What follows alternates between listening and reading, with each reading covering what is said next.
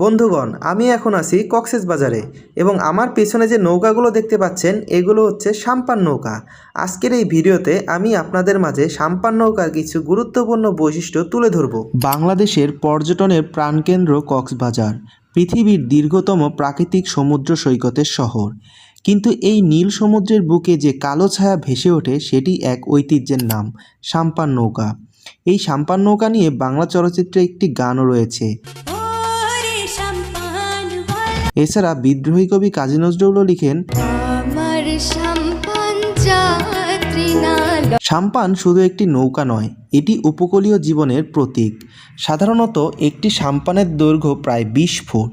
এটি তৈরি করা হয় মজবুত গর্জন কাঠ দিয়ে, যা লবণাক্ত পানিতে দীর্ঘদিন টিকে থাকতে পারে।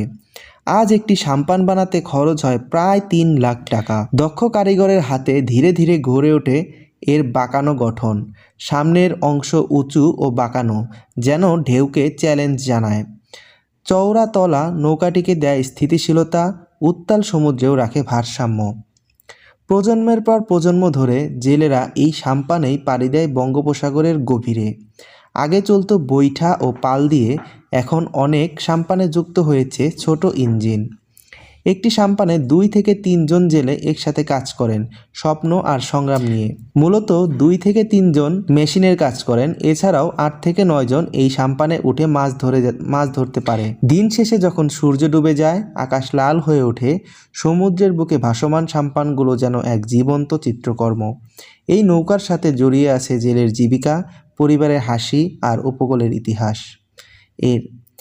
এই নিয়েই বলা যেতে পারে সাম্পান সমুদ্রের বুকে ভেসে থাকা ঐতিহ্য, সংগ্রাম আর সংকল্পের গল্প।